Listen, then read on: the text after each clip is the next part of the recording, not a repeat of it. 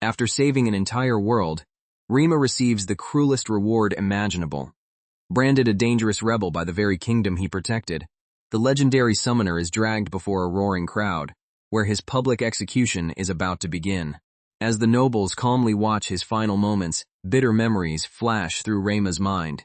These are the same people who once praised him as a hero, celebrated his victories, and smiled beside him, before deciding that his overwhelming power had become a threat. Standing alone beneath the executioner's blade, Rima accepts the horrifying truth. After surviving war, betrayal, and countless battles, his life is now ending at the hands of the people he saved. With death only seconds away, Rima does not curse the kingdom. Instead, he says goodbye to the summoned beasts he left behind, hoping those lonely companions will keep living and never shed tears for a master who can no longer return. His deepest regret is not dying, but never seeing his companions again. There are countless apologies and feelings he wants to share. Yet with no time remaining, Rima leaves behind only one painful message. He is sorry for being so useless, but death does not bring the cold emptiness Rima expected.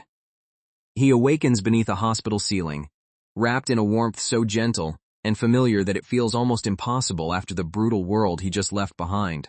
At first, the room, the medical equipment, and the sight of his own hand convince Rima that he has returned to Japan 3 years after his disappearance. He has not yet realized that this is a parallel version of the country he once knew. Even more astonishing, the curse that once clung to his body has vanished. When Rima instinctively uses healing magic, light gathers in his palm, proving that his powers survived the journey back with him. For a moment, Rima wonders whether this peaceful hospital room is merely another illusion. Yet the warmth in his body and the magic responding to his will make one thing clear. This second chance is real. Looking outside, Rima sees a modern city, but strange structures and flying creatures make it unlike the Japan of his first life. Before he can process the sight, a doctor rushes in, stunned that Rima has finally awakened. The doctors explain that this body's owner was caught in a rock slide and left in a vegetative state, with injuries no ordinary patient should have recovered from so quickly. Rima quietly realizes that his healing magic repaired the body before anyone noticed.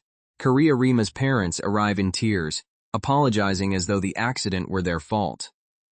To conceal the truth about the fantasy world and his presence inside their son's body, Rima pretends to have amnesia, and their relief prevents further questions. Once outside, Rima confirms that this is Japan, but not the Japan of his first life. Dungeons, monsters, mana-powered vehicles, and professional adventurers have become part of everyday society, creating a parallel world where technology and fantasy develop together. A sudden surge of magical power erupts nearby. Before Rima can react, an unseen protective shell forms around his family's car, revealing that even ordinary transportation in this world is reinforced by magic. The barrier absorbs the impact and saves everyone inside, leaving Rima stunned. His parents merely ask whether he is hurt, unaware that their supposedly amnesiac son is already analyzing the spell that protected them. The danger is far from over.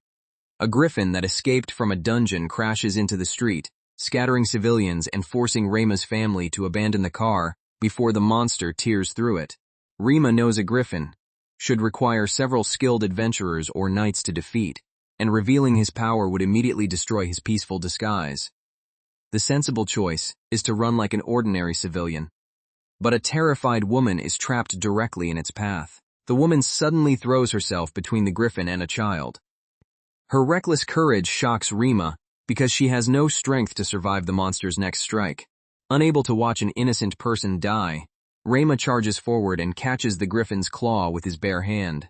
The surrounding civilians freeze as a supposedly helpless teenager stops a deadly monster at point-blank range. Rima blasts the griffin away with overwhelming force, then immediately curses his own impulsiveness.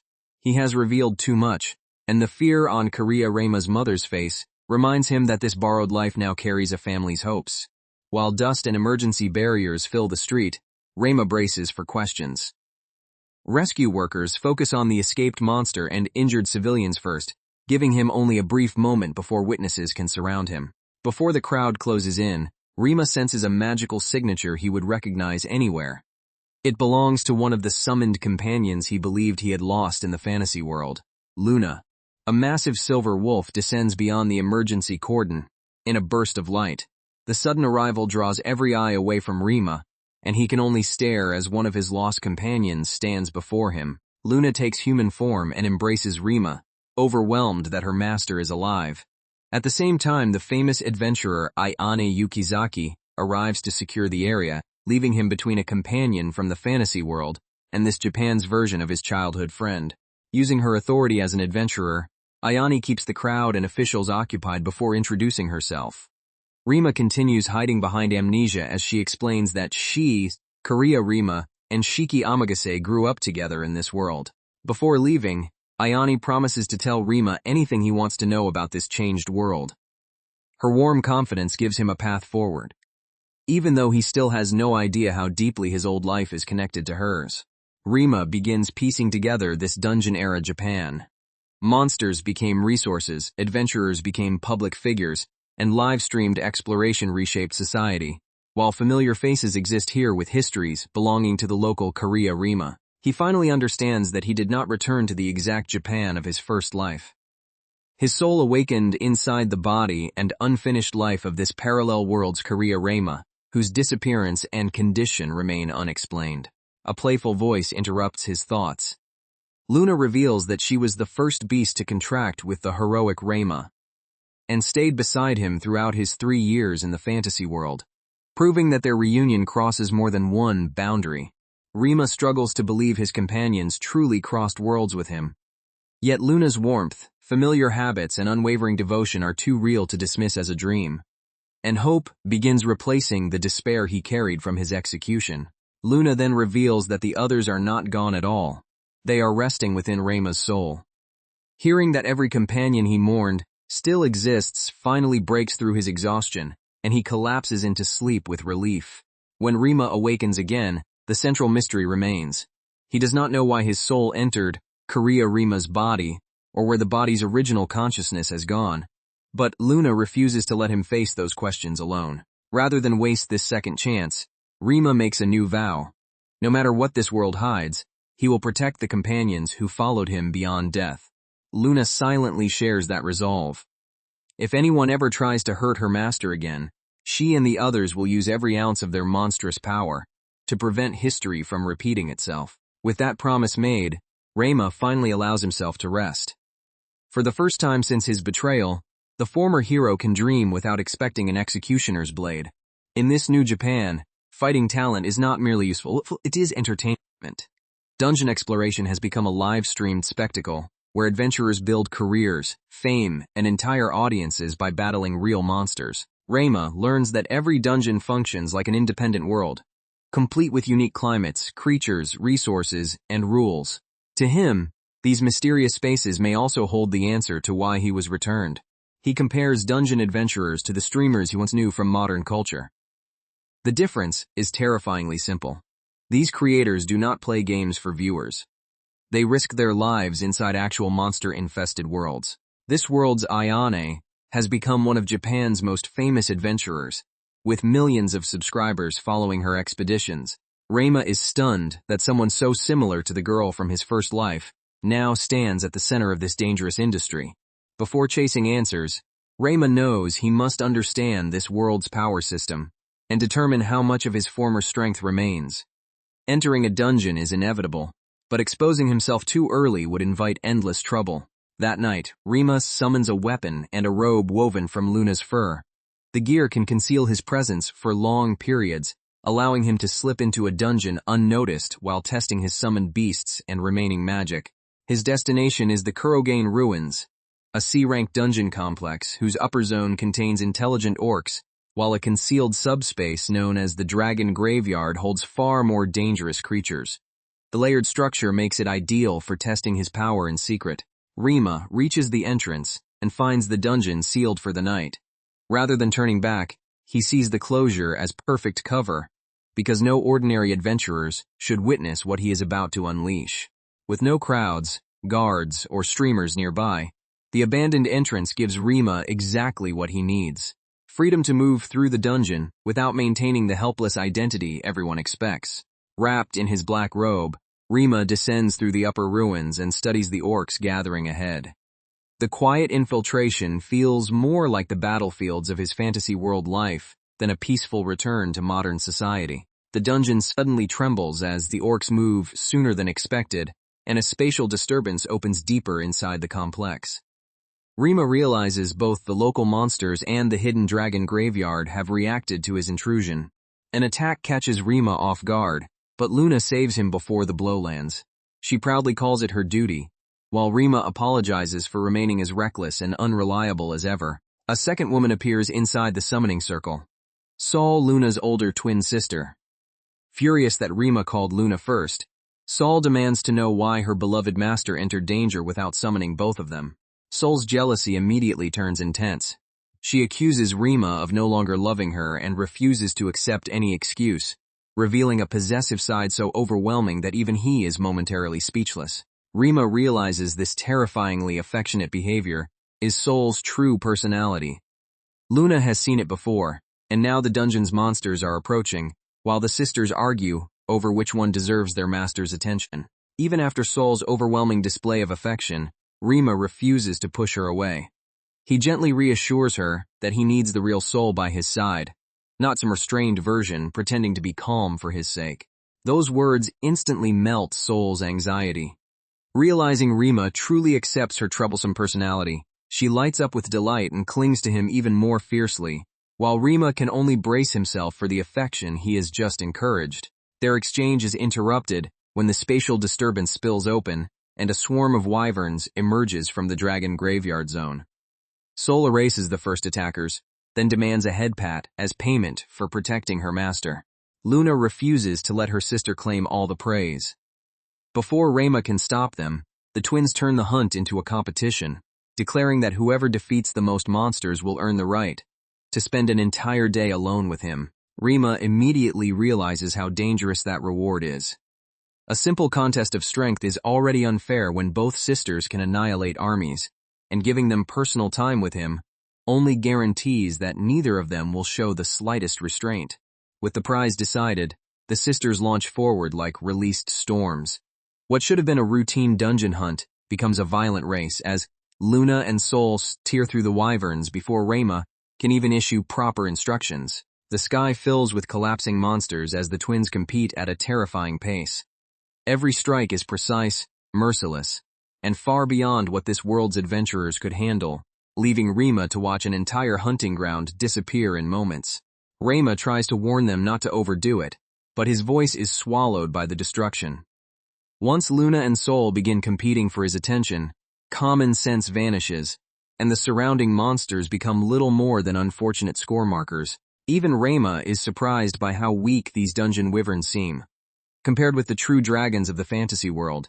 Before he can study the difference, the sisters reduce another wave to dust and turn the hidden hunting zone into a spectacle.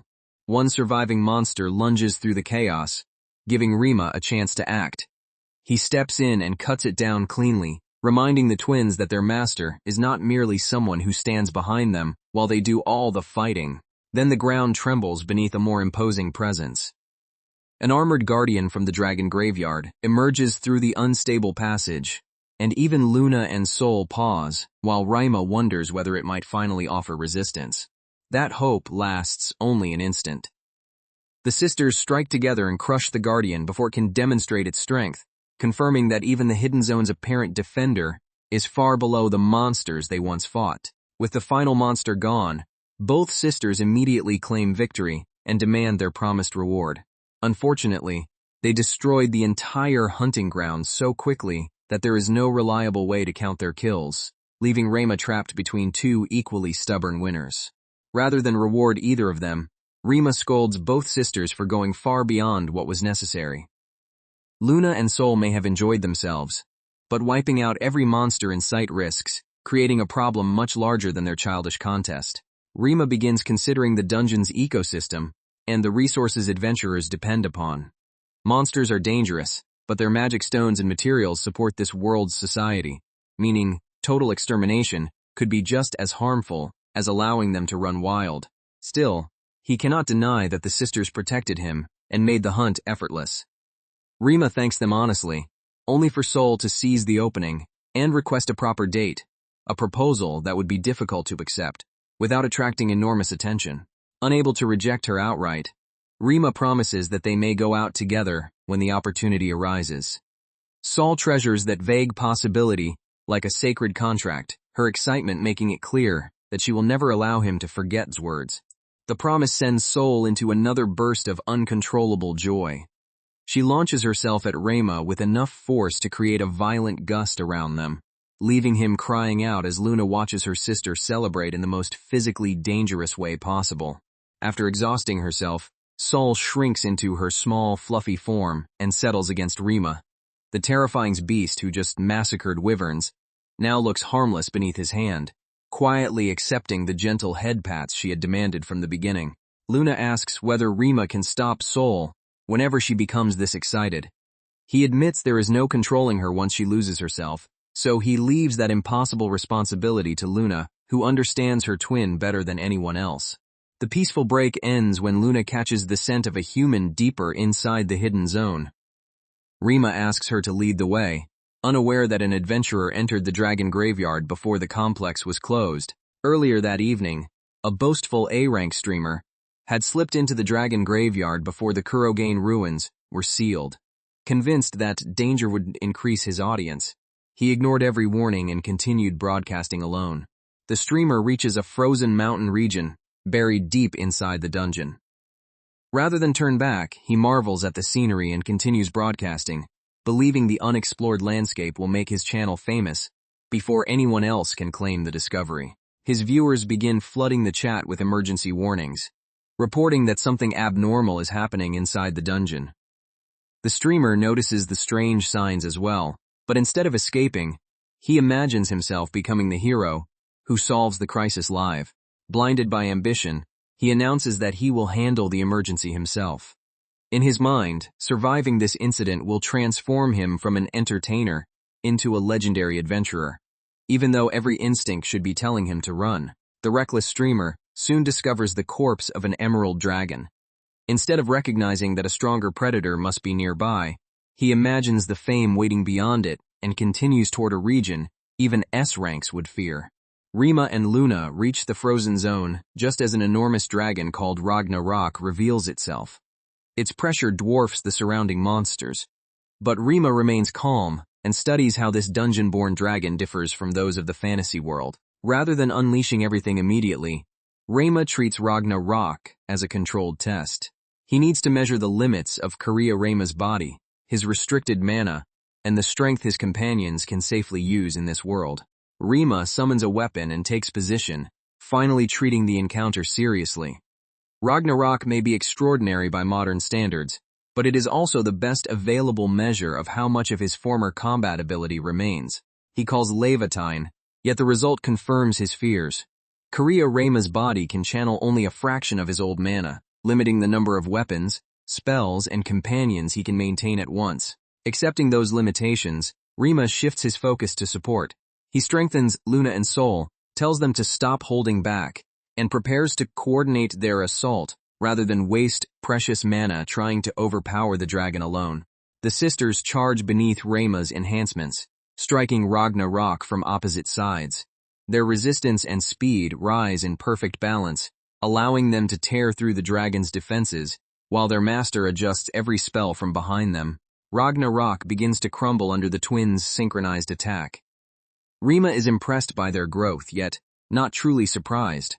Luna and Sol once fought beside him against horrors far worse than this, and their bond has only sharpened with time. Nearby, the trapped streamer is cornered by another charging monster, realizing too late that his rank means nothing. Here, he warns the mysterious, black-robed figure about the danger, even as the beast bears down on them both. Rima deflects the attack before it can reach the streamer, then calmly tells Luna and Sol to finish their battle quickly.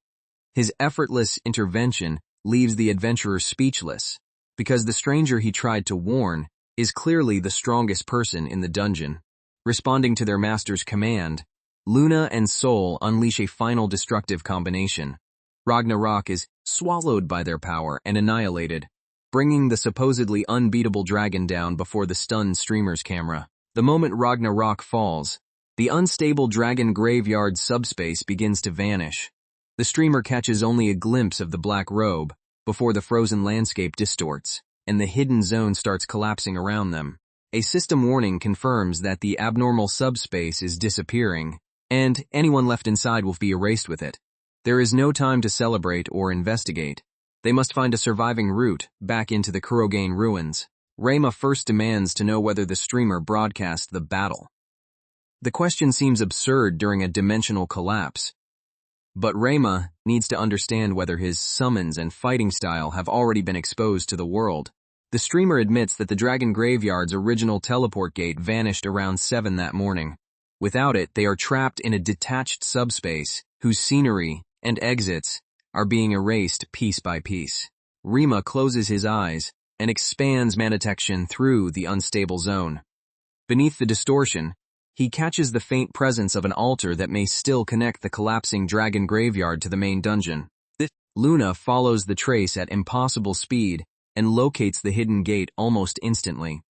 Even while Reima's mana remains limited, her senses prove that his companions are still frighteningly dependable. With the emergency exit found, Reima orders everyone to run. The Dragon Graveyard collapses behind them as the group races toward the last surviving path into the stable Kurogane ruins. They escape just before the hidden zone seals completely. Only the Dragon Graveyard vanishes. The main Kurogane complex remains, leaving behind silence and the chilling finality of a dungeon area erased from existence. Outside, the streamer can barely believe he survived.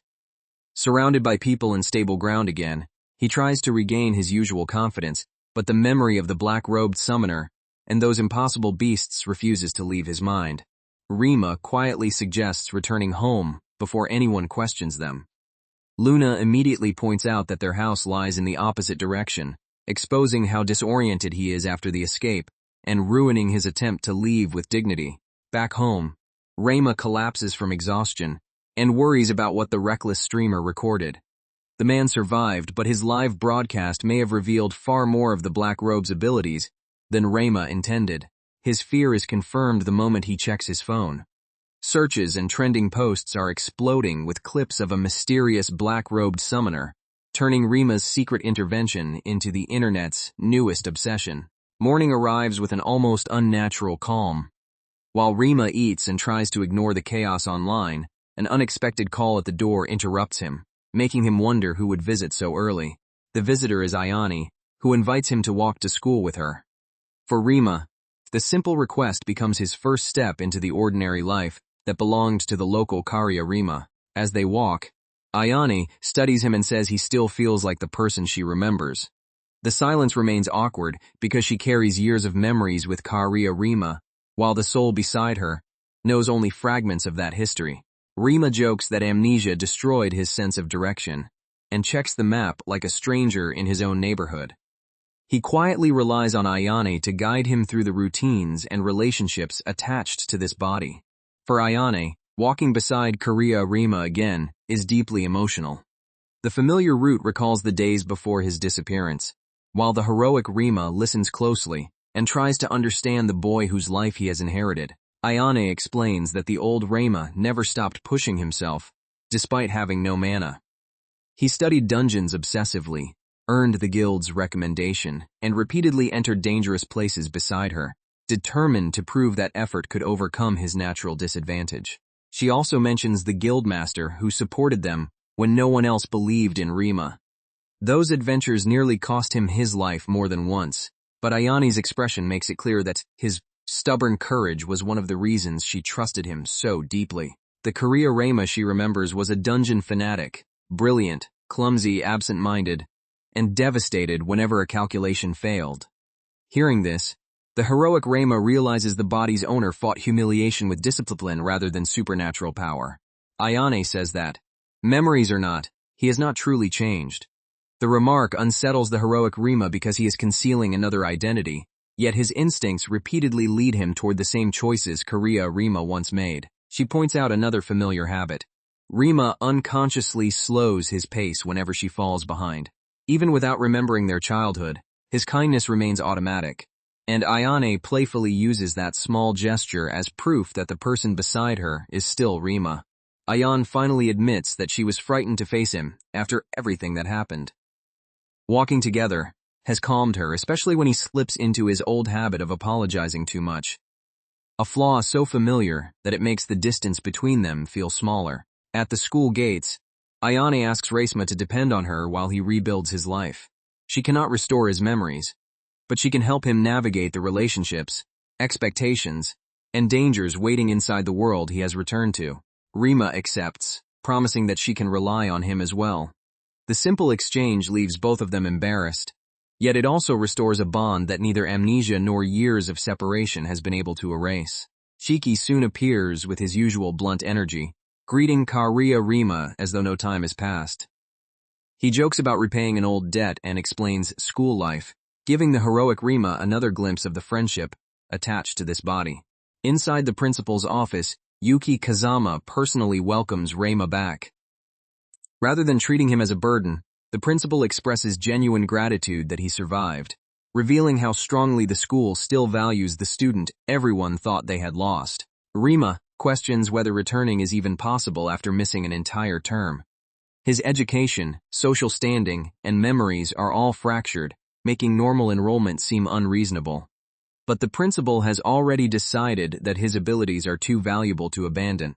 Yuki explains that Rima may lack mana, yet his knowledge of monsters, dungeons, and support tactics is exceptional. The school needs that talent, especially in a society where raw power often blinds adventurers to the importance of strategy. Rima hides behind amnesia while absorbing the truth. Kariya Rima was Ayane's exclusive supporter, a genius who ranked near the top of the entrance examination, despite possessing no mana. The more he learns, the more determined he becomes to preserve that life. When Rima enters the classroom, every eye turns toward him. His return is not a quiet transfer, but the reappearance of a student surrounded by rumors, old friendships, and expectations he does not yet know how to fulfill. Shiki immediately breaks the tension with an absurd joke, comparing Rima to a panda that has forgotten its bamboo. The teasing is merciless, but its familiarity keeps the class from treating Rima like a fragile stranger. From Shiki's familiar behavior and the history others describe, Rima learns that the two boys had been closest friends since 5th grade. The rough humor is not mockery, but Shiki's awkward way of welcoming Kariya Rima home. The classmates quickly turn their attention to Rima's relationship with Ayane. Their curiosity is relentless, and every casual glance between the two is treated as evidence of a hidden romance or a partnership far deeper than ordinary friendship. Rumors spread through the room about the famous support duo who once conquered dungeons together. Some students openly suggest that Rima and Ayane must be dating, forcing both of them to confront feelings they would rather leave unexamined. Rima explains that he and Ayane are childhood friends and professional partners, nothing more. The answer preserves Kariya Rima's established role without forcing the heroic Rima to claim emotions or memories that are not his. Ayane changes the subject by asking whether he has seen the viral footage of the black robe.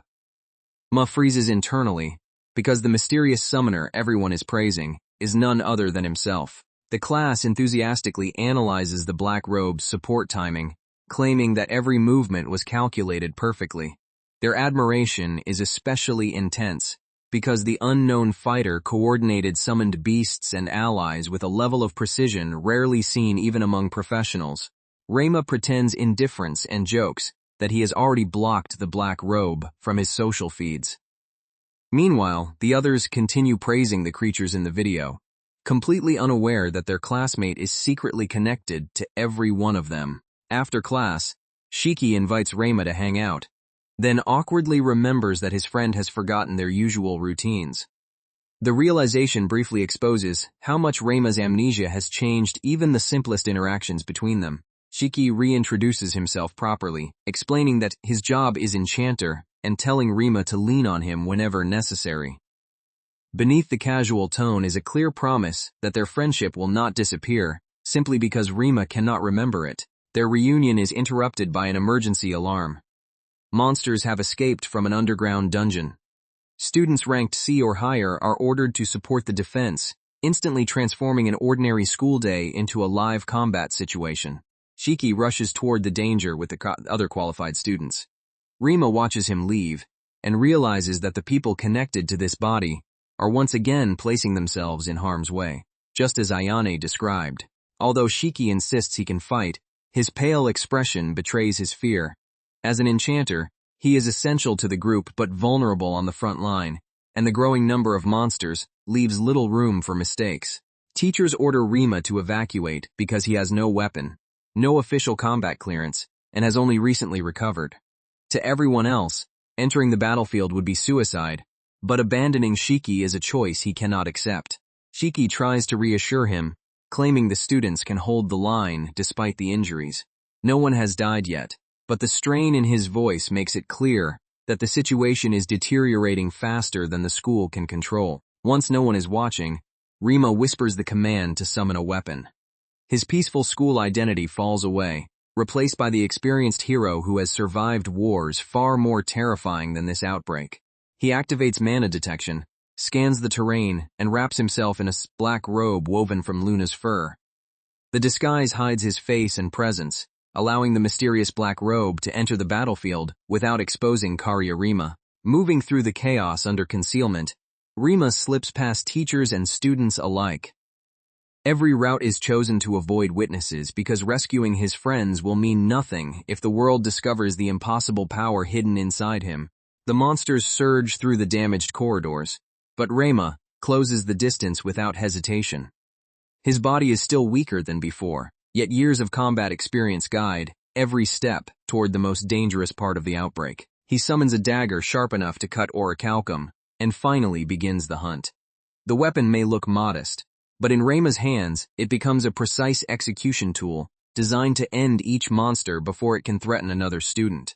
Rima kills the first creature cleanly, then pauses to consider the evidence. If the corpses reveal an impossible weapon or technique, investigators may connect the incident to the black robe, so even victory must be carefully concealed. His examination reveals something far more disturbing. The monsters are scattered in an unnatural pattern. They were not simply escaping. Their position suggests that someone deliberately placed them through teleportation, turning the school attack into a planned operation. The students continue holding the line, but Rima cannot reveal Luna and Sol in front of so many witnesses. His dagger is also too unusual to use openly, forcing him to choose a summoned companion whose abilities can end the crisis without exposing everything. A new presence answers his call.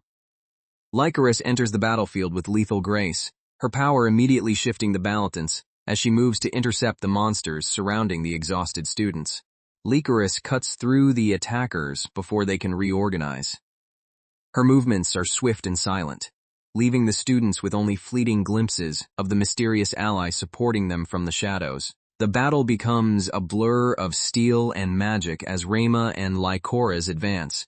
Rather than chasing glory, they dismantle the threat efficiently, clearing routes for the trapped students while keeping their identities hidden.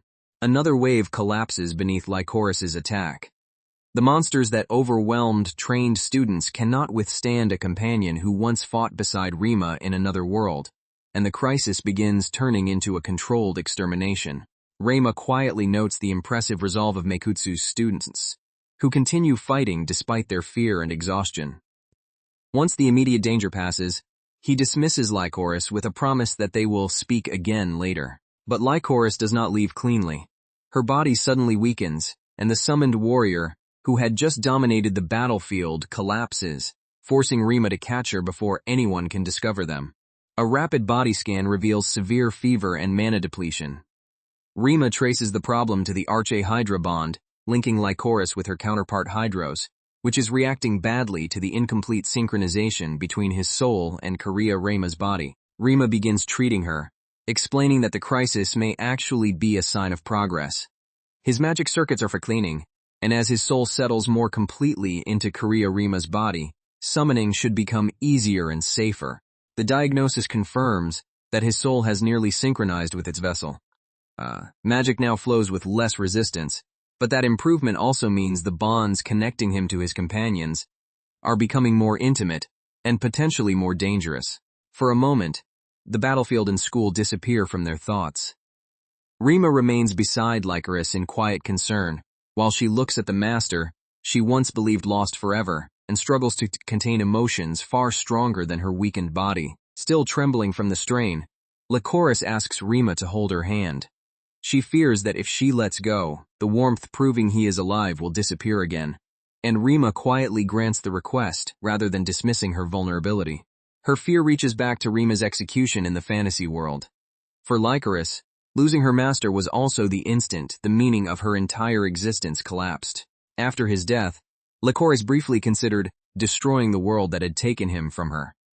Without Rima's voice, touch, or acceptance, every life around her seemed worthless compared with the unbearable emptiness he left behind.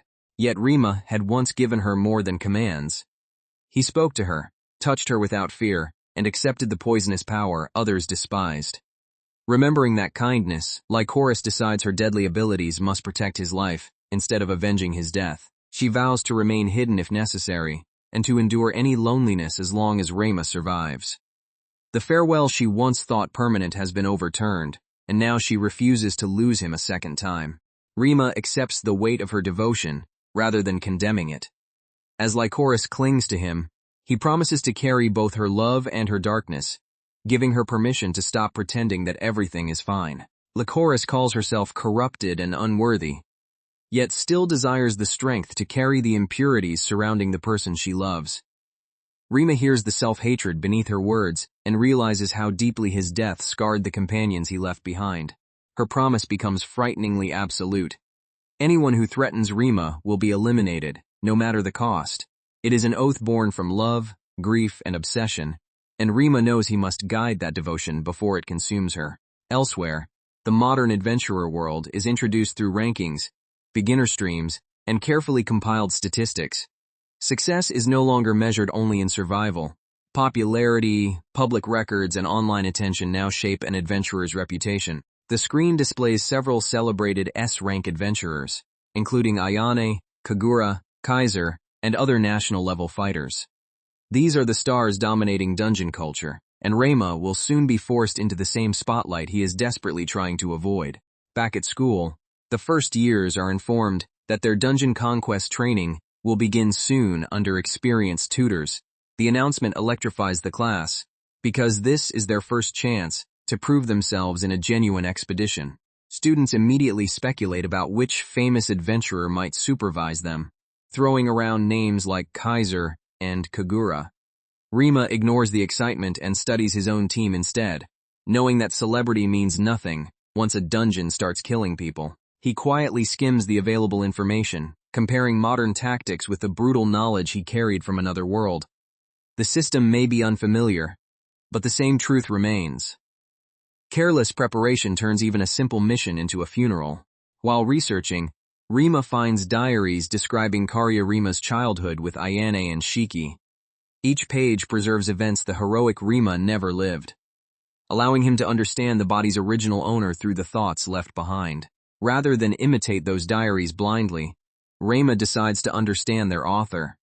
He asks Lycoris to help search for an item that may reveal more about Karia Rima's ambitions and the mystery surrounding his disappearance. The search continues through Karia Rima's belongings. Every notebook and tool carries traces of someone who refused to surrender despite being born without mana, making the heroic Rima increasingly reluctant to treat the body as a convenient vessel. Lycoris's mana detection uncovers a concealed enchantment among the belongings. The deliberate lock proves that Karia Rima protected something important from casual discovery. Rima dispels the enchantment rather than breaking it by force. The seal opens and reveals another piece of Karia Rima's past, demonstrating how technically gifted he was, even without the magical reserves most adventurers possessed. One diary entry exposes Karia Rima's private desperation. He wrote about studying until it felt like hell, then claimed he could master the material in 2 days, an awkward boast meant to hide how brutally hard he was working. The records show a boy who repeatedly failed and stood up again for Ayane's sake. Karia Rima exaggerated his confidence, but never his determination, refusing to abandon anyone even when every dungeon exposed his lack of mana. Stacks of notebooks record monster behavior, dungeon structures, emergency routes, and support strategies. By middle school, Karia Rima had already built through discipline the strength that nature refused to give him. The final entry is painfully simple. Karia Rima still believed he was not good enough and needed to work harder to stand beside Ayane, Every achievement others praised remained insufficient in his own eyes. That effort eventually carried Kurashitai, Ayane, and Shiki into the youngest group ever approved to attempt an S-rank examination. Their achievement came from years of invisible sacrifice rather than effortless talent.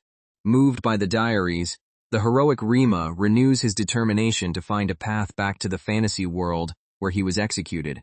He still has unfinished responsibilities there, even though many of his closest companions now rest within his soul. At the same time, he must discover what happened to Kurashi's consciousness and eventually return the body to its rightful owner. The more he learns, the clearer it becomes that this life was earned through extraordinary effort. Rima begins viewing Kurashitai as a genuine hero, someone who protected others and accepted pain without overwhelming power. Compared with that quiet courage, the legendary summoner's own strength suddenly feels less admirable. Regret will not solve either mystery. Rima decides to protect this dungeon-era Japan while searching for a route to the fantasy world, and he prepares to strengthen the borrowed body before the next crisis arrives. His purpose now has two absolute parts: protect every companion bound to his soul, and preserve Kurashi's body, relationships, and future until its original owner can reclaim them. Rima enters the C-rank Black Iron Cavern alone to test his current limits. Unlike the Kurogane ruins, this is a separate dungeon with mapped floors, predictable spawning zones, and established escape routes. The walls glitter with magic stones, the resource powering modern technology. When monsters begin approaching, Rima summons an ordinary sword, deliberately avoiding legendary weapons so he can measure his technique rather than overwhelm the dungeon with raw power. A long-armed silverback attacks with crushing swings. Rima meets it head-on, using the creature's heavy movements to evaluate the speed, balance, and reactions of the body he has inherited. He slips inside the monster's guard but immediately recognizes a weakness in himself. In the fantasy world, enormous mana often compensated for imperfect technique.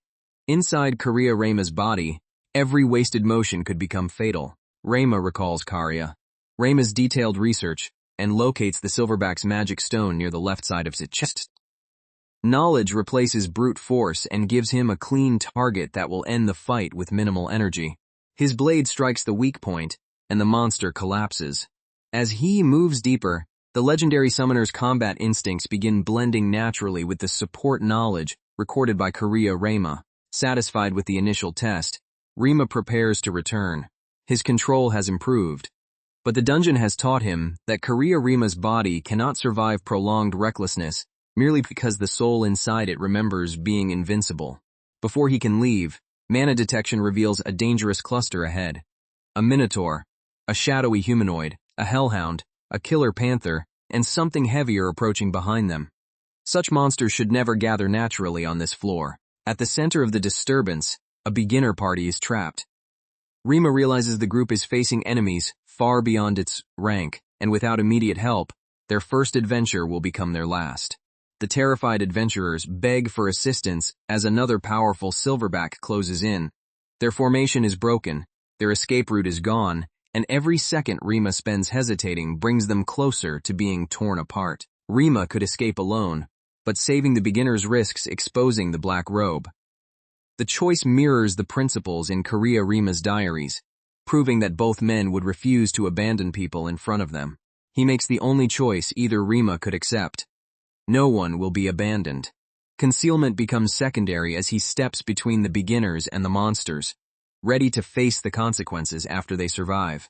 Rima agrees to help, but first checks whether anyone is streaming the encounter.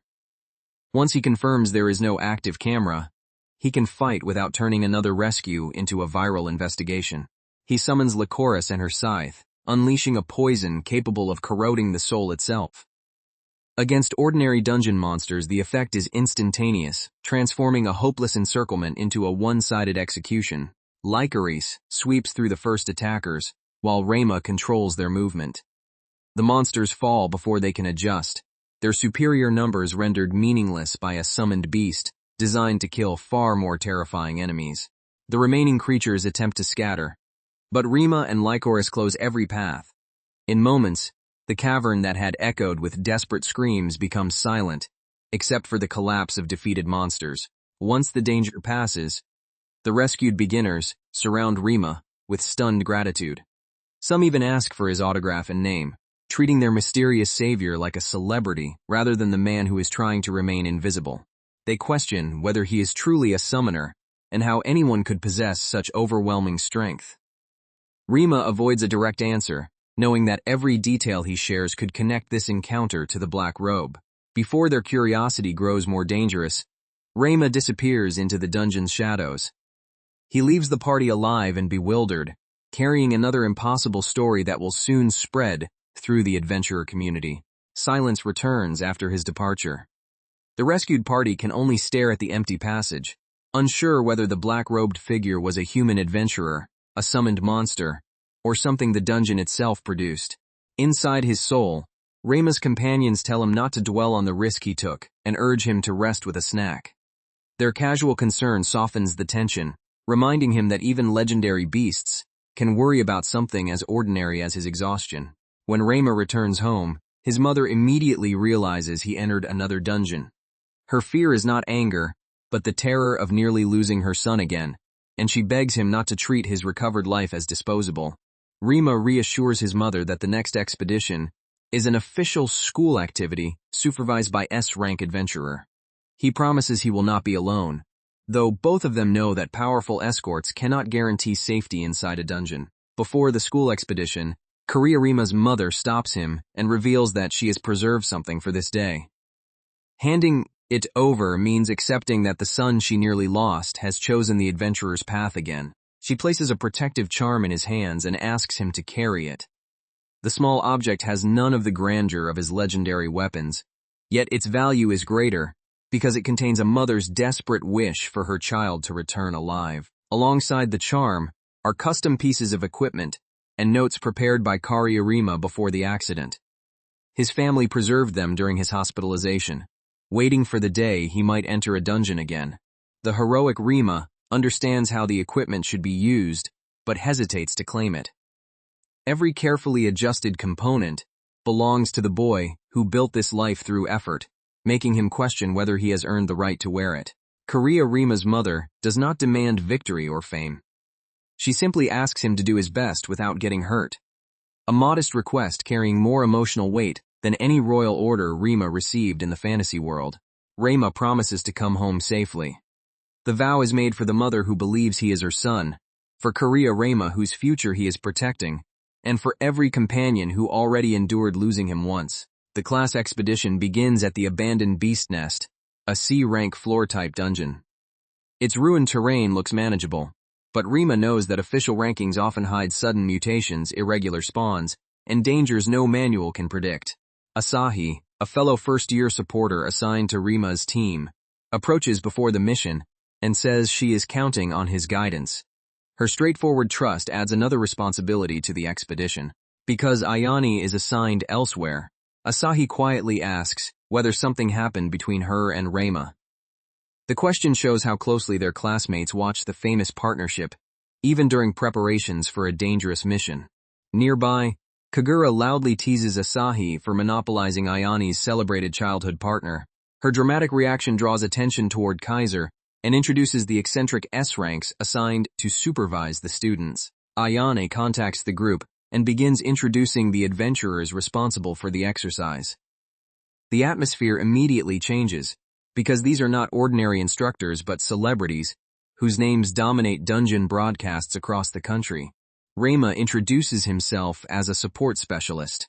He keeps his voice modest and presents Rima's known abilities, hiding the legendary summoner and the black robe behind the manaless student everyone expects. Kaiser Dragonia is assigned to Rima's team, while Kagura, whose real name is Tsubaki Kana, supervises another part of the operation. Rima meets both S-ranks officially, even though he has already studied their public abilities. After the group separate, the supervising teacher is delayed by another problem. The unexpected absence leaves the students more dependent on Kaiser, increasing the chance that Rima will be forced to reveal his judgment during the expedition. Their objective is simple on paper: reach the lowest floor and defeat the boss.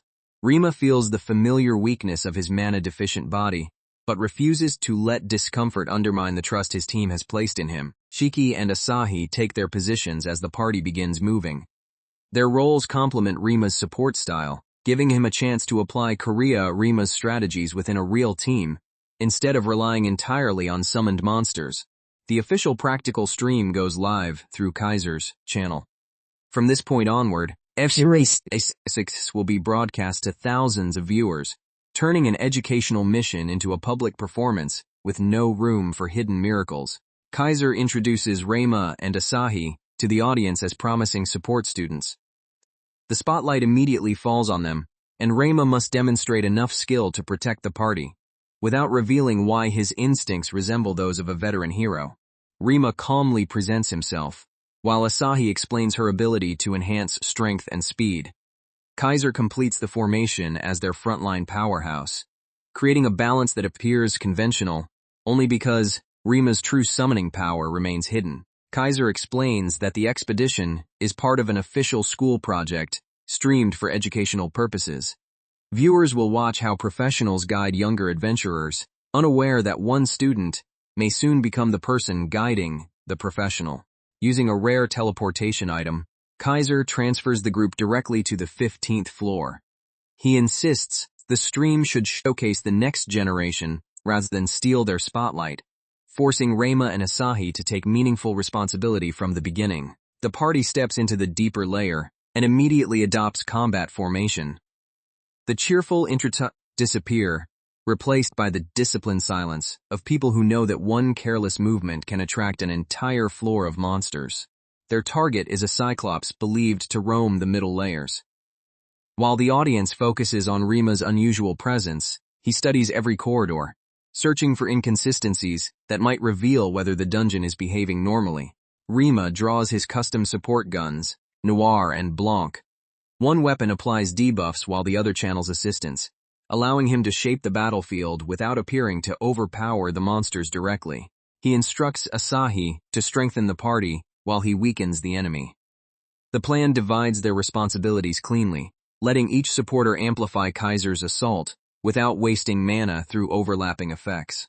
Rima fine-tunes the flow of power into Kaiser's body and fists. The adjustments are so precise that the viewers begin reacting immediately, because even experienced supporters rarely control enhancements at this level while moving through combat. Although the stream may mistake him for an attacker, Rima focuses on the invisible work of timing and regulation. Every fraction of mana is directed where Kaiser needs it, creating power that looks effortless only because the calculations remain unseen. When the obscuring mist begins to clear, Rima's debuffs remain anchored to the enemy. Kaiser recognizes the opening and charges, trusting the support behind him enough to commit fully to the strike. Kaiser's fist crashes into the monster with explosive force. The attack succeeds not through strength alone, but through the combined effects of Asahi's enhancement and Rima's perfectly measured weakening spells. As more creatures approach from above, Rima boosts Kaiser's legs and redirects him toward the greater threat. Rather than remain safely in the rear, he also prepares to control the enemies gathering around the upper path. The battle spreads across the chamber.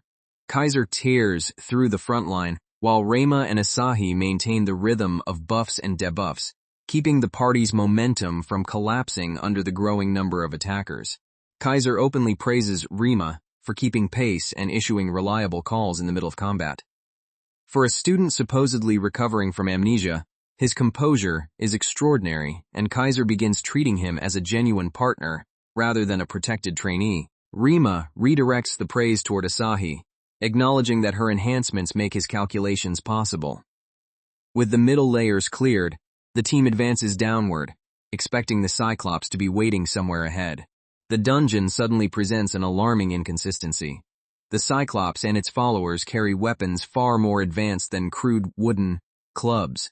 The abnormal equipment suggests mutation or outside interference, raising the mission beyond its assigned C-rank difficulty. Kaiser responds by summoning Valkyria, a silver dragon warrior, whose presence immediately changes the battlefield. Rima recognizes that the S-rank is no longer treating this as a school exercise. Something dangerous enough to justify a legendary ally has appeared. The audience erupts when Valkyria enters the stream. Rima quickly coordinates Asahi's enhancements around the dragon warrior, adjusting the party's support structure before the abnormal monsters can exploit their surprise. Rima uses the encounter to test how far he can go, without exposing his summoning power. He follows Rima's support methods, combining recorded theory with the precise timing learned through years of real warfare. Valkyria charges into the armed monsters, while Kaiser follows her advance. Rima's spells guide their movements, turning two individually powerful fighters into a synchronized spear aimed directly at the enemy formation. The monsters answer with coordinated attacks, proving they are far more intelligent than expected. Rima reads their pattern in real time and shifts his support before the formation can trap Kaiser and Valkyria. Noir and Blanc store mana between shots, allowing Rima to provide support with almost no waste. Once the battlefield is prepared, he entrusts the decisive clash to Kaiser, confident that every necessary advantage is already in place. Noir and Blanc demand millimeter-level precision, because one incorrect adjustment could disrupt an ally's body instead of strengthening it. Rima handles them by combining Rima's design knowledge with the heroic summoner's battlefield instincts. Another exchange tears through the chamber. Kaiser's strikes land exactly where Rima creates openings, while Valkyria blocks the monsters attempting to surround them from the side. Rima rebuilds the strategy around Asahi's abilities and asks her to lend him both her mana and judgment. Rather than treating her as a simple battery, he recognizes her as the second mind necessary to control the rapidly changing battle. Their new plan links Asahi's enhancements with Valkyria's movement, allowing the Silver Warrior to break through the archers, while Kaiser pressures the main target. The battlefield begins moving according to Rima's design. Kaiser accepts the plan without hesitation and calls Rima his partner. The trust is striking, especially from an S-rank adventurer, and it confirms that Rima's support has already earned more respect than his public reputation suggests. Valkyria warns Kaiser not to embarrass himself in front of the students, but he understands the deeper meaning behind her words. Summoners and their companions fight through trust, and she has begun acknowledging Rima's ability to understand that bond. The viewers are shocked to see Kaiser openly recognizing a first-year student. For them, Rima has transformed from an unknown amnesiac into a supporter capable of directing one of the nation's most famous adventurers. Rima realizes that this achievement also belongs to Rima, whose theories made the support system possible. Determined not to waste that legacy, he commits fully to helping the entire team perform at its best. Watching Kaiser and Valkyria, Rima wonders whether he can understand and support another summoner's companion as deeply as her own master does. The thought reinforces that summoning depends on mutual trust rather than ownership. Rima calculates that their current enhancements will remain stable for only 3 more minutes. He warns everyone to finish quickly, turning the battle into a race against the moment their carefully balanced advantage disappears. Kaiser laughs at the challenge instead of retreating. With Rima's support surging through him, he launches himself toward the Cyclops, determined to settle the fight before the countdown reaches its end. The Cyclops meets Kaiser's charge with overwhelming force, and the chamber erupts beneath their collision. Rima keeps every enhancement synchronized through the shock, preventing the S-rank's own power from tearing his body apart. Cornered, the mutated Cyclops gathers energy and releases a devastating breath attack. The blast fills the passage, threatening to overwhelm the entire party before they can reposition. Valkyria steps forward and counters the breath head-on. Her silver power splits the attack, creating the opening Kaiser needs while shielding Rima and Asahi from the monster's desperate retaliation. Kaiser praises both Rima and Valkyria as the formation closes around the Cyclops. The S-rank understands that victory is no longer the achievement of one powerful fighter, but the result of trust flowing through the entire team. The stream chat explodes over Rima's coordination around Valkyria. Viewers recognize that his true specialty is not merely strengthening allies, but understanding their abilities well enough to reveal power that brute force alone cannot access.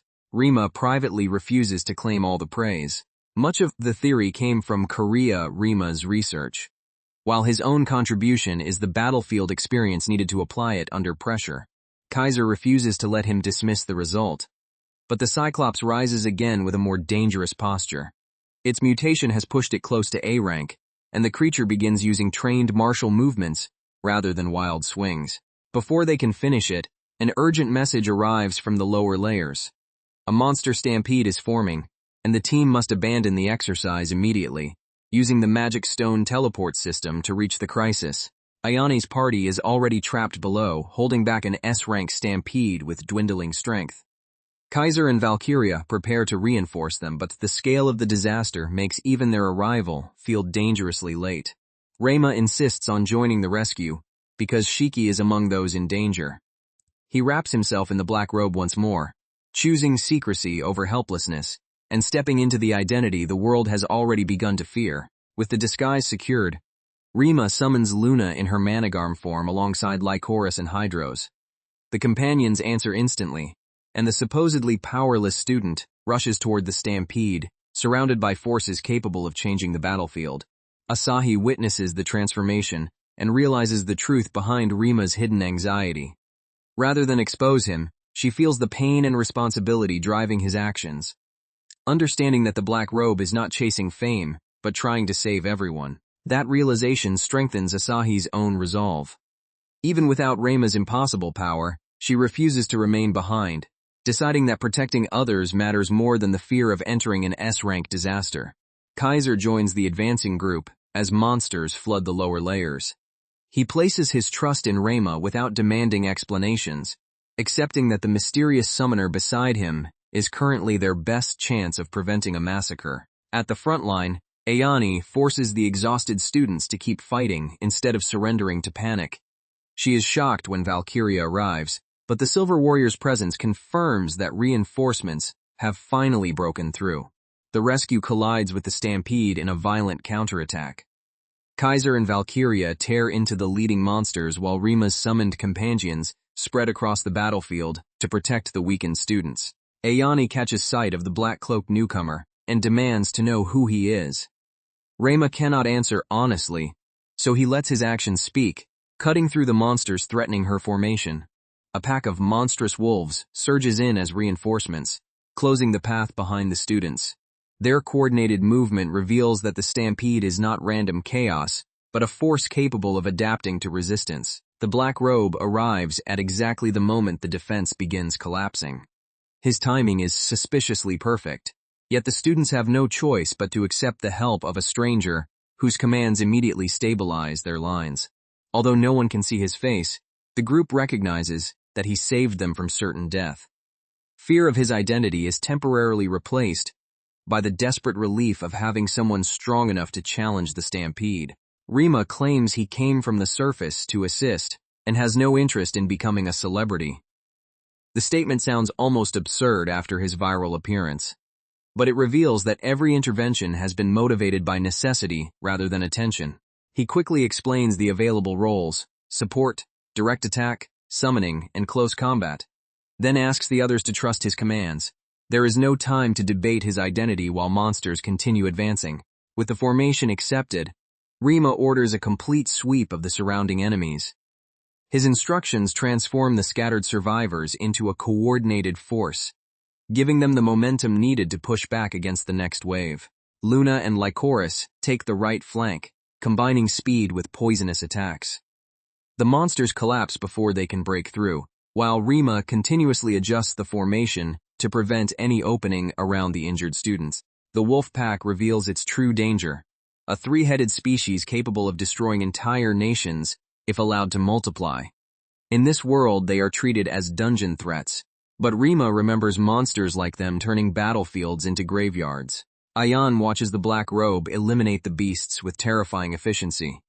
Despite his overwhelming strength, she senses no hostility toward the students and decides that, for now, he is not their enemy. Kaiser reaches the same conclusion in his own straightforward way. He finds the mysterious summoner impressive and even admirable, treating the crisis as proof that the Black Robe deserves cooperation rather than suspicion. Kagura is less trusting and keeps a sharp eye on Rima. Yet her suspicion is mixed with excitement, because the battle-loving S-rank can feel that the hidden fighter beside them possesses strength worthy of challenging. Unable to restrain herself, Kagura asks to join Reima's next attack. Her enthusiasm borders on madness, but that fearless aggression is exactly what the collapsing front line needs. The prolonged battle begins taxing Rima's weakened body and limited mana. Every summon and enhancement drags him closer to exhaustion, yet he hides the strain because the others are depending on his calm direction. Even while fighting, Rima senses something more important than the monsters directly ahead. Energy is gathering throughout the battlefield, creating the foundation for an attack far larger than anything the students can survive.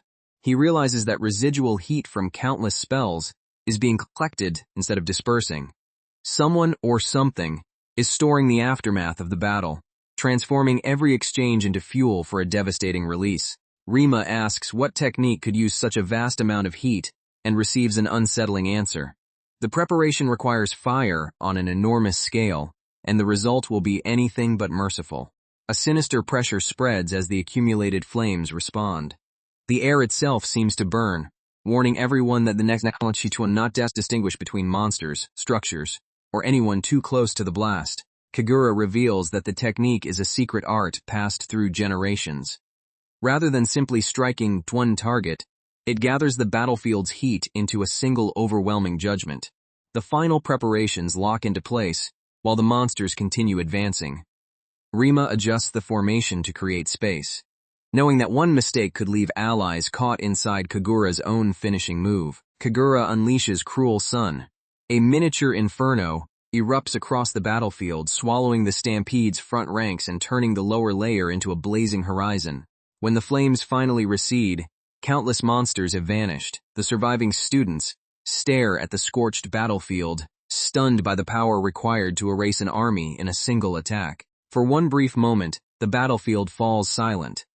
Everyone searches the smoke for movement, hoping Kagura's secret art has ended the nightmare before another wave can emerge. That hope collapses as the Stampede's true ruler approaches from the lower darkness. The presence is too powerful for Kariya Reima's body to dominate through one summon or spell, forcing Reima to organize every available fighter. Behemoth emerges, a primordial great beast from an age of myths. Its arrival bends the atmosphere and dwarfs every monster the adventurers have faced, revealing the enemy that had been driving the Stampede. Rima orders everyone else to stay back, while he holds Behemoth's attention. The command looks suicidal, but he knows the beast's first movements must be controlled before the battlefield can support a coordinated assault. Behemoth's opening strike crashes down with catastrophic force. Even the shockwave threatens the surrounding students, proving that a single careless exchange could collapse the dungeon around them. Rima rapidly assigns roles: endurance and speed support for the front line, control for the surrounding monsters, and a clear path for Kagura's finishing strike. Survival now depends on every fighter trusting a plan none of them fully understand. The battle turns into a contest against something that feels eternal.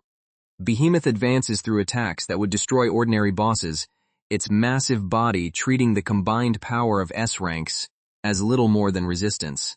One of the party's strongest blows is reflected back, forcing everyone to scatter. The failed attack reveals that Behemoth does not merely endure magic.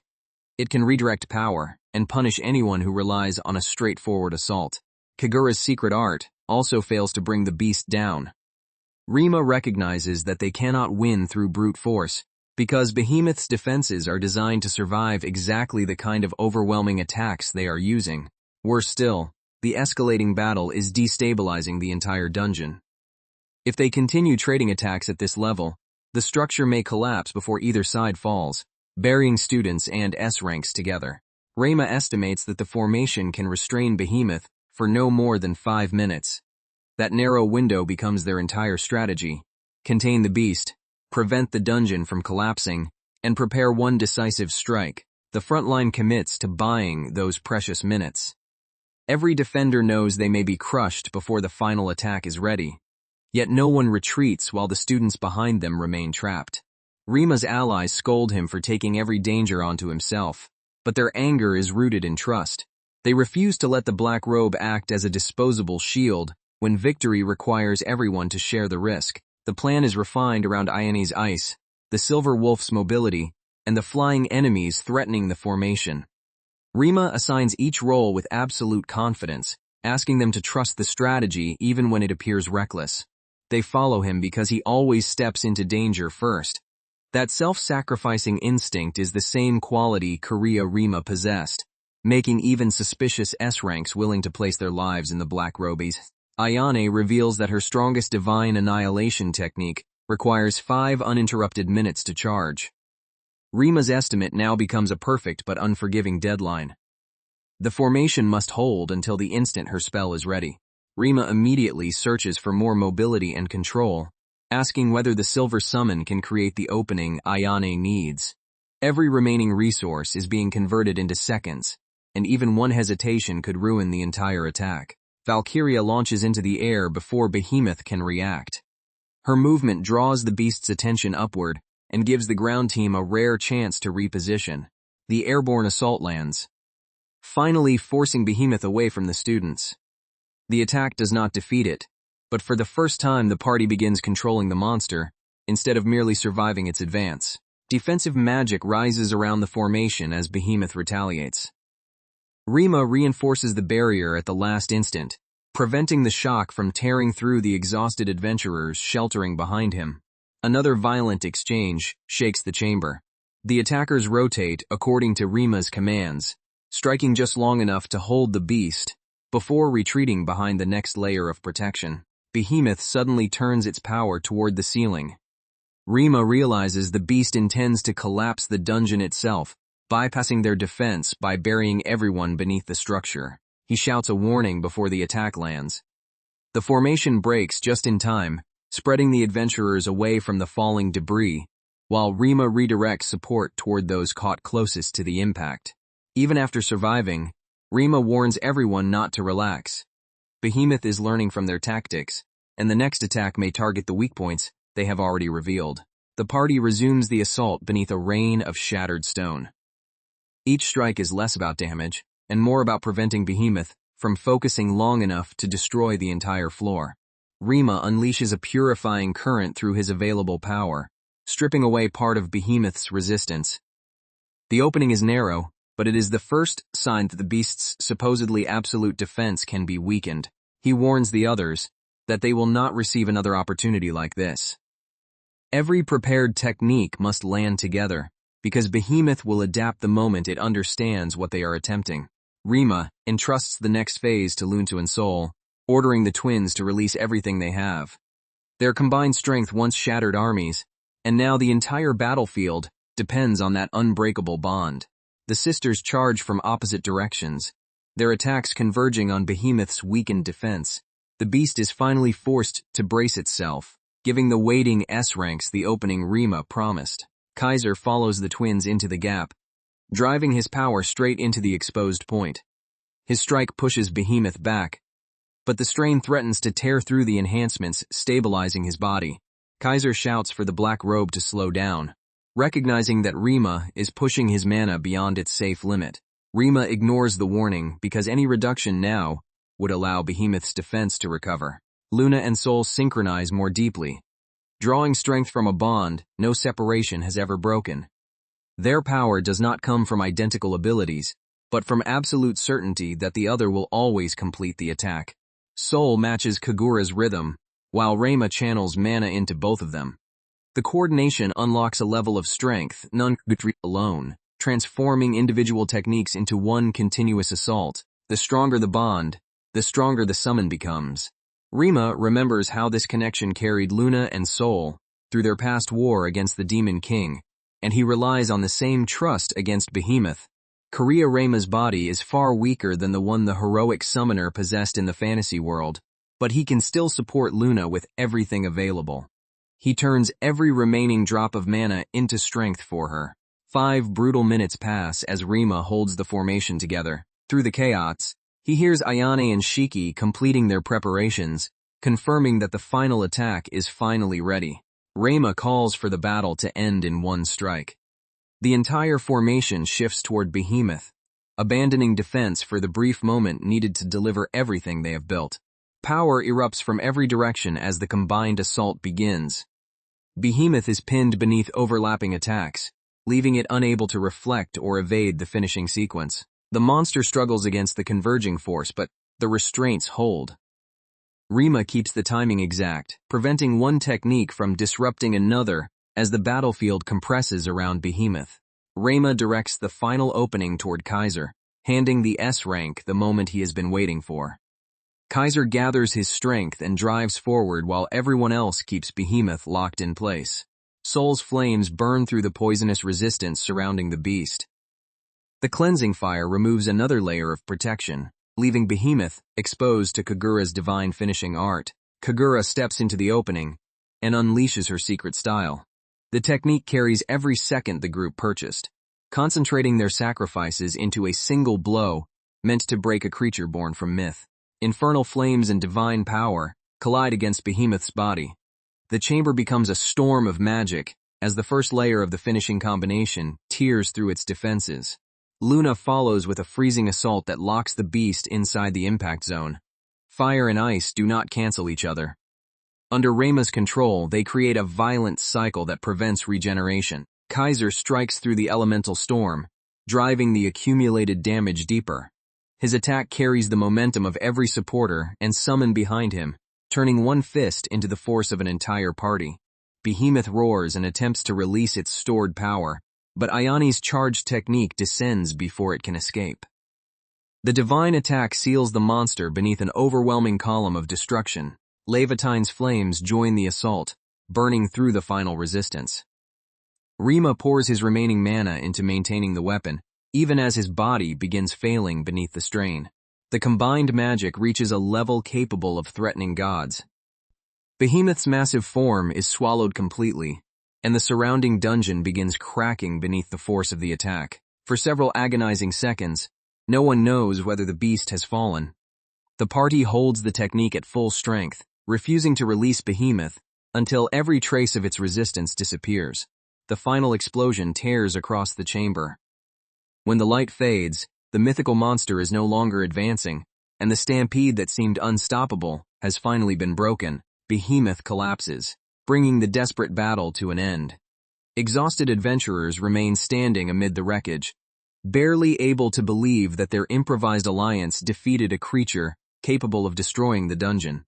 The survivors recognize that the finishing magic reached a realm associated with god-slaying legends.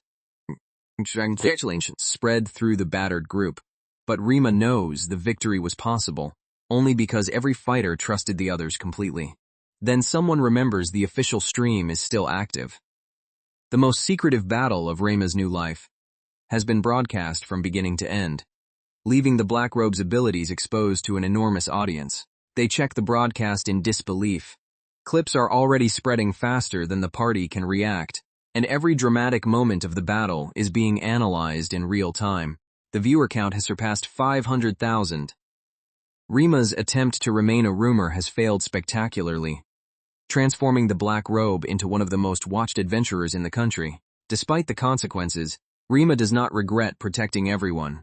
As his enhancements finally collapse, he asks for Behemoth's magic stone, sensing that the strange object may hold answers greater than the battle itself. The stone feels abnormal from the moment he touches it. Behemoth survived attacks meant to kill gods, and the remaining core carries a presence that does not resemble an ordinary dungeon reward. A voice suddenly speaks from inside the magic stone, demanding to know who defeated it and why its new master is trying to leave it behind. Reima realizes that Behemoth's consciousness has survived and entered a contract without his permission. Reima questions the entity and wonders whether another summoner manipulated the boss before their battle. The possibility is dangerous because someone with knowledge resembling his own may be influencing these abnormal dungeons. Behemoth refuses to be treated like an ordinary reward and warns Reima not to dismiss their contract. The intelligence inside the stone is powerful, self-aware, and already comfortable speaking directly into his soul. The new companion immediately demands premium-grade mana for an entire week as the price of cooperation. Reima can barely process the absurd negotiation, while Behemoth behaves as though forcing the contract were perfectly reasonable. Behemoth cheerfully declares Reima a suitable master and joins the voices already living inside him. Instead of receiving clear answers, Reima gains another troublesome companion and a more chaotic inner world. By the next day, the battle has spread across the internet. School is suspended for a week, and most classmates watch clips of the Black Robe without knowing that Rima was beneath the disguise. Edited videos and highlight reels pushed the Black Robe beyond 600,000 viewers. Every movement, summon and command is replayed repeatedly, turning Rima's desperate rescue into entertainment consumed by the entire country. The mysterious adventurer now appears everywhere online. Some praise him for preventing the stampede from reaching the surface, while others fear what would happen if someone with that power ever turned against society. Debate divides the audience between two possibilities. The Black Robe is either a genuine hero or the mastermind behind the crisis. The only point everyone agrees upon is that his strength lies far beyond ordinary adventurers. Rima quietly remembers why he returned to the dungeon despite the risk. He was afraid for Shiki, Ayane, and the others, and no amount of suspicion can make him regret choosing their lives over his anonymity. His public image continues growing, with commentators praising the unknown support genius who controlled an S-rank battlefield. The identity Rima created as a disguise is becoming a hero in its own right. Reports confirm that the Black Robe protected everyone during the dungeon collapse and prevented any deaths.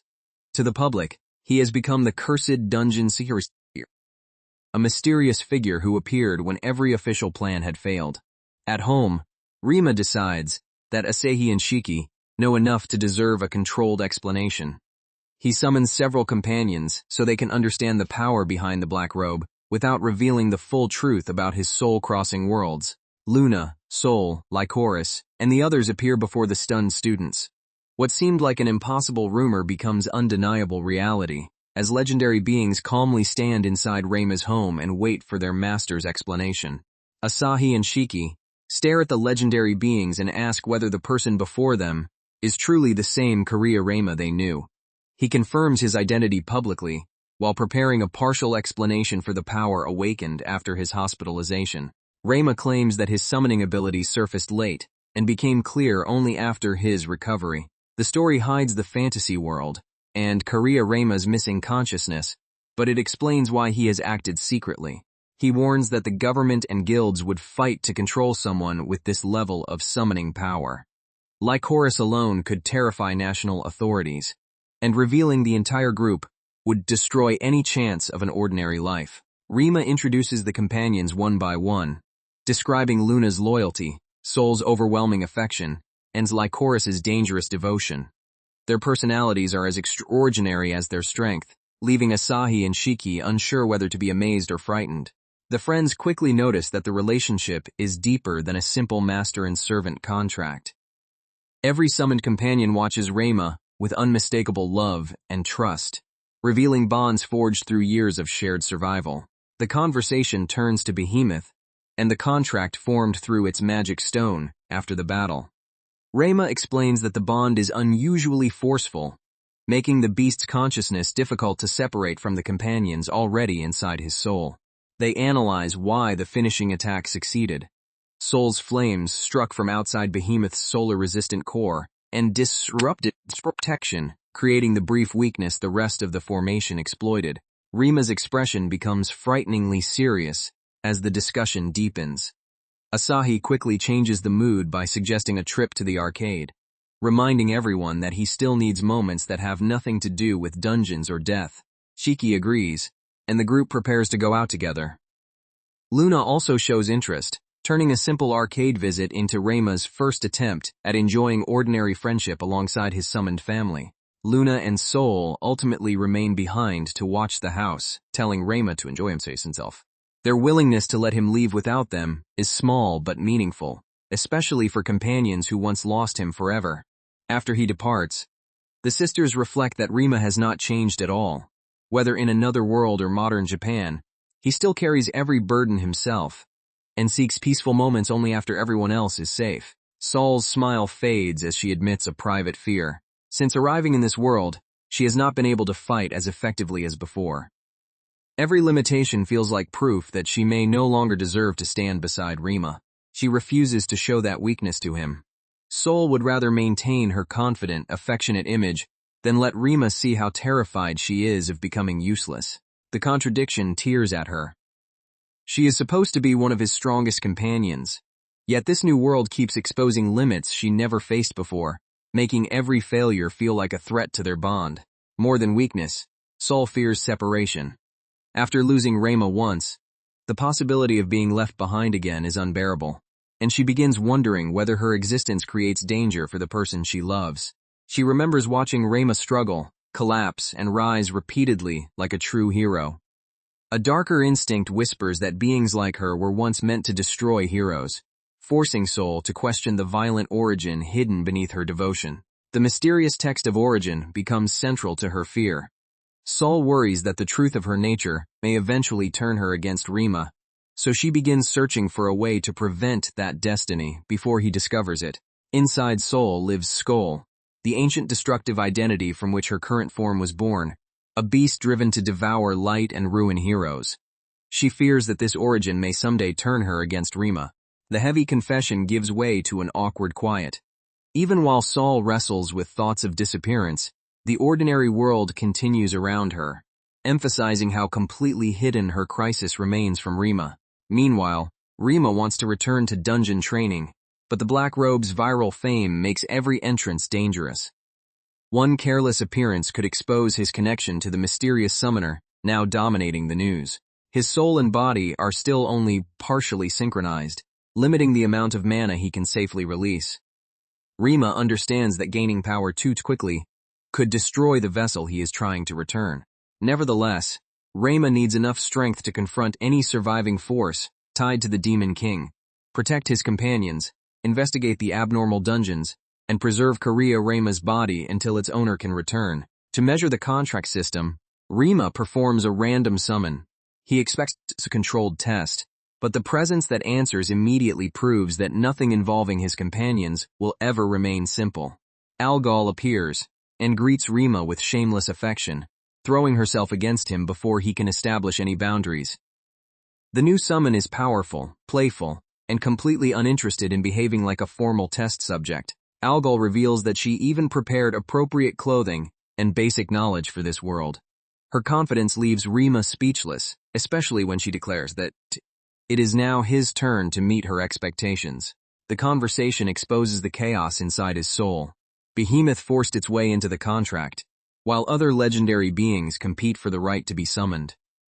Reima realizes his inner world has developed its own politics. The companions have organized a tournament inside Rima's soul, with legendary figures such as Baal competing for the limited right to manifest outside. Reima never approved the contest, yet everyone has already accepted its rules. Merlin even constructed an arena for the competition. Bahamut defeated nearly every challenger and earned priority when Reima summons a mythology-class companion, though that victory creates a different problem. Despite winning, Bahamut refuses to manifest through Reima's current body. Reima's mana supply is too limited to sustain the dragon safely, turning the champion's victory into an embarrassing retreat. Before withdrawing, Bahamut warns that a mythology-class dungeon will soon emerge. The seriousness of the message convinces Reima that a threat connected to the fantasy world is approaching modern Japan. The dungeon is identified as a labyrinth of myths, tied to the text of origin. Such spaces contain forces capable of rewriting legendary beings, making them far more dangerous than ordinary monster nests. An emergency report interrupts the discussion. An impossible structure has appeared above Shibuya. The sky itself is distorted, and the city below can only watch as a new dungeon forms overhead. Authorities classify the phenomenon as S+ rank. An investigation squad has already been annihilated, leaving only 2 survivors, and every adventurer below B rank is immediately forbidden from approaching. The survivors describe a horror that severed heads before anyone could react. Reima recognizes that the dungeon may contain the information he needs, but entering means confronting an enemy capable of slaughtering professionals instantly. The Black Robe cannot simply join the official operation without exposing himself. Reima must find another route into the dungeon, balancing the need for answers against the consequences of revealing his identity. His hesitation ends with a clear decision. The official team must conquer the great ocean of stars. Whatever waits above Shibuya may connect the dungeon-era Japan, the text of origin, and the fantasy world he left behind. The assault team gathers before departure, with Kaiser and the other S-ranks greeting Reima over a final meal. The casual atmosphere cannot hide the fact that everyone present may be walking toward an enemy that already wiped out an elite squad. Kaiser explains that the government has formally requested their participation and asks Reima to act as support. Accepting the invitation gives Reima an official path into the dungeon without exposing the black robe. The surviving intelligence identifies two major threats, the prophetic Grey and the giant Atlas. These names belong to mythology rather than ordinary dungeon ecology, confirming that the Great Ocean of Stars follows narrative rules of its own. Algol connects the clues to the legend of Perseus.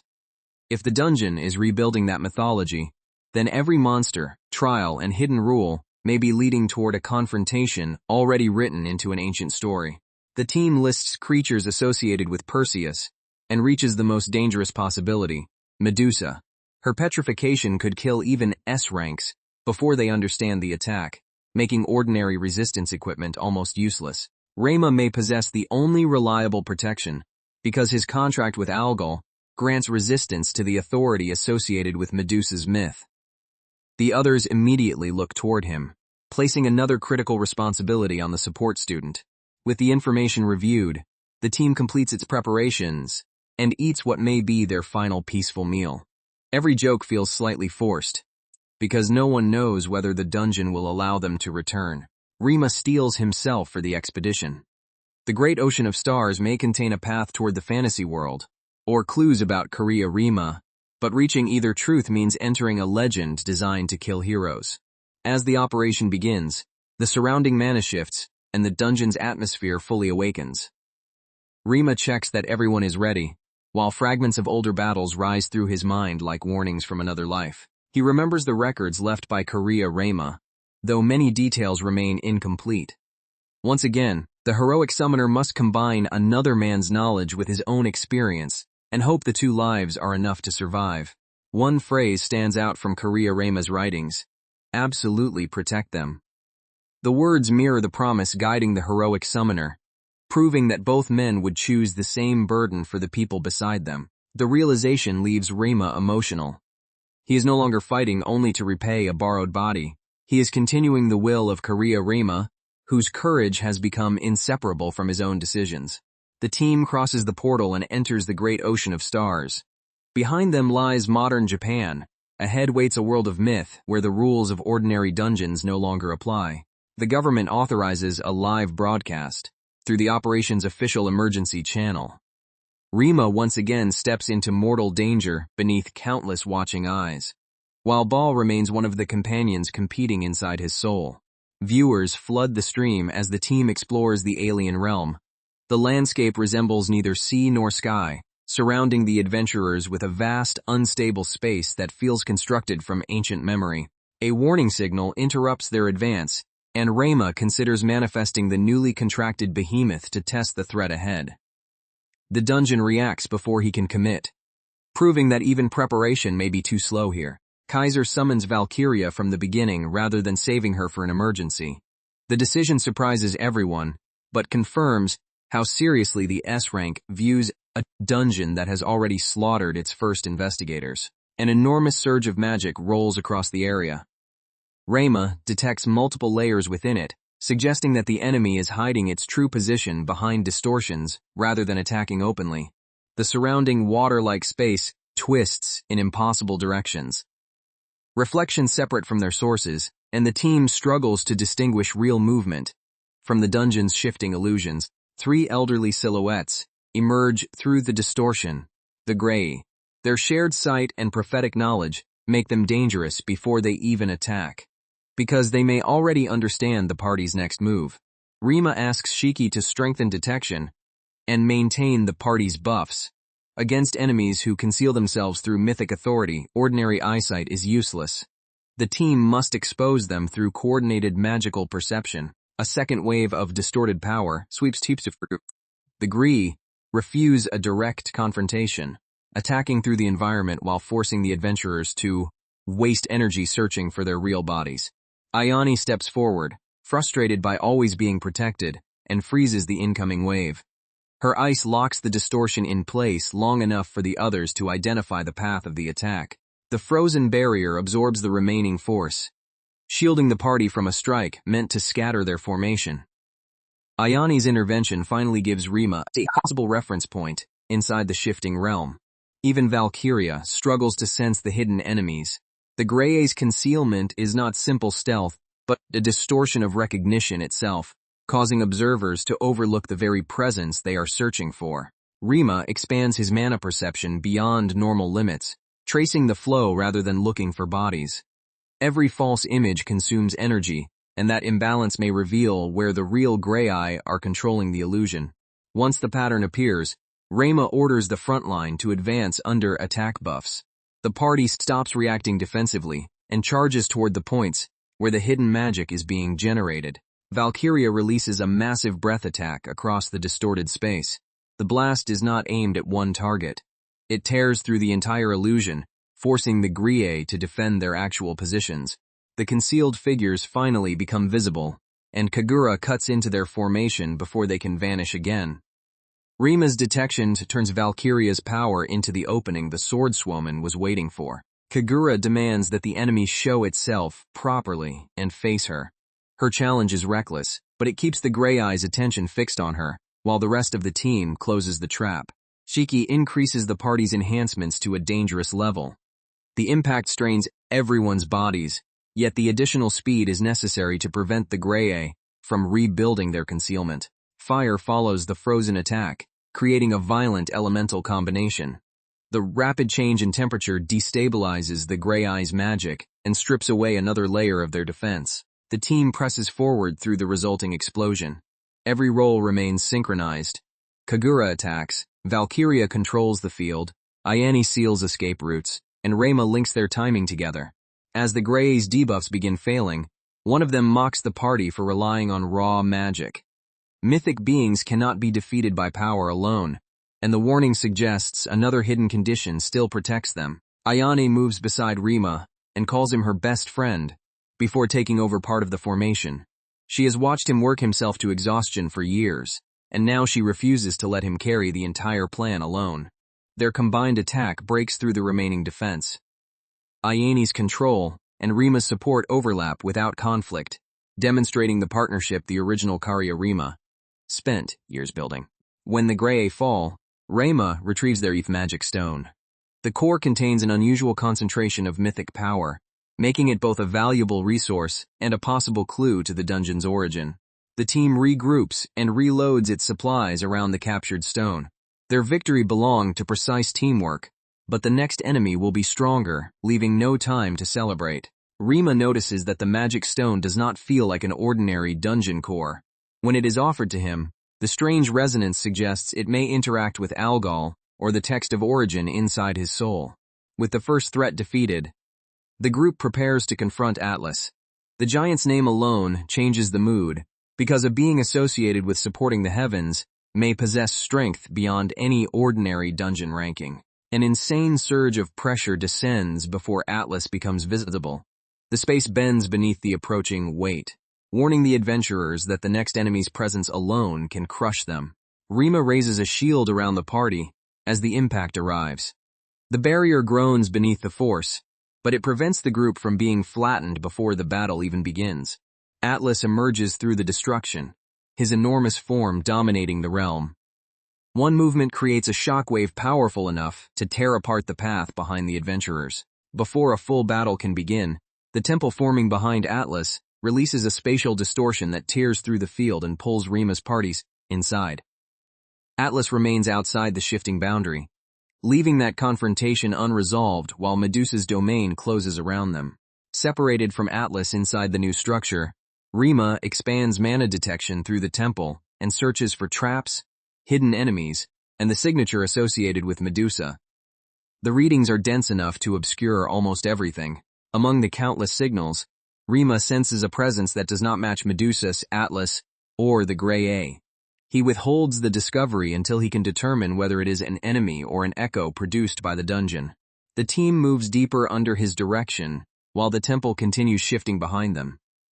Every corridor brings them closer to the center, and the unexplained presence follows just outside their formation. Rima confirms that the signal is separate from Medusa and Algol, though it carries a disturbing similarity to mythology-class beings. Another intelligent entity is moving through the dungeon independently of its recorded guardians. The unknown being possesses magic of an impossibly high order. Its control exceeds the dungeon monsters they have encountered, suggesting intelligence, training, and knowledge belonging to a world beyond modern Japan. The party reaches the source and finds someone waiting rather than hiding. The confrontation feels arranged, as though the stranger expected Rima specifically to survive every previous trial. The enemy greets them with satisfaction, declaring that Rima has finally appeared. Those words confirm the encounter is personal, even though Rima has never seen this figure in his current life. Without explaining the connection, the stranger invites Rima to fight. The casual challenge carries murderous confidence, turning the temple into an arena before the rest of the party can intervene. The enemy claims to have come personally for someone like Rima. Whatever is happening inside the great ocean of stars is no longer merely a dungeon conquest. It is a trap built around the legendary summoner himself. The stranger attacks without waiting for an answer, forcing Rima's party into immediate combat. The first exchange is brutally fast, proving that this enemy possesses both the power and experience to challenge the S ranks directly. Steel, magic, and shattered stone fill the temple as the fighters collide. The mysterious opponent moves through their coordinated assault with frightening ease, treating attacks that would overwhelm dungeon bosses as nothing more than entertainment. A frontline fighter takes a shallow wound and immediately notices something terrifying. The injury is not healing. Ordinary recovery magic fails, revealing that the stranger's weapons carries an effect specifically designed to prevent regeneration. The stranger casually explains that the weapon was custom-made for this purpose. Healing magic cannot repair a wound created by such a high-class artifact, and Rima recognizes power on the same dangerous level as Liavatine. Rima studies the enemy's role and realizes the fighter is the main damage dealer, supported by abilities tailored to disable recovery. The carefree behavior hides a twisted personality that enjoys forcing opponents into increasingly desperate situations. The battle becomes more violent as the stranger presses forward. Each strike is delivered with reckless confidence, yet none of the movements are truly careless, making it difficult for Rima to predict where the next lethal blow will land. Kagura enters the exchange, immediately drawing the enemy's attention. The stranger greets the swordswoman with playful admiration, but the mocking compliment only sharpens Kagura's desire to cut through that arrogant smile. Their weapons clash at close range, sending shockwaves through the temple. Kagura's refined technique forces the stranger to defend seriously, giving Rima a brief opportunity to analyze the unusual magic surrounding the opponent. The mysterious fighter turns the duel into a death threat, promising to take Kagura's head. She refuses to retreat, answering the killing intent with an even more aggressive stance. Even while avoiding the counterattack, the enemy praises the heroes of this mythology and admits that a warning prevented a direct hit. The casual reaction proves the stranger is enjoying every dangerous second of the battle. Then the opponent mentions mythologia and knowledge belonging to the fantasy world. Panic cuts through Rima's composure, because those words could expose his true origin to everyone beside him. A powerful shield completely nullifies Rima's magic, an attack that would have killed almost anyone else. When spells fail, the stranger simply shifts toward raw physical force, refusing to leave the party any safe method of engagement. Rima reassesses the formation in real time. Ayane maintains pressure, Shiki pours mana into enhancements, and the supporters create openings, yet the enemy keeps adapting before their combined strategy can reach a decisive conclusion. The stranger finally reveals part of the objective. Rima's group has already taken the Grey Eye's core and intends to claim Atlas's power as well. But the unknown faction will not allow those mythic authorities to be stolen. A sudden attack carries killing power far beyond the previous exchanges. The enemy warns that the next mistake will cost Rima his life, confirming that the playful battle has become a genuine execution attempt. The mysterious fighter unleashes pandemonium. A colossal field of destructive power swallows the temple, tearing apart the battlefield and forcing every member of Rima's party to escape before the entire space is erased. When the devastation settles, the enemy is delighted to discover that Rima and the others actually survived. Rather than ending the conflict, the stranger eagerly waits for more, leaving the great ocean of Stars arc on a dangerous cliffhanger.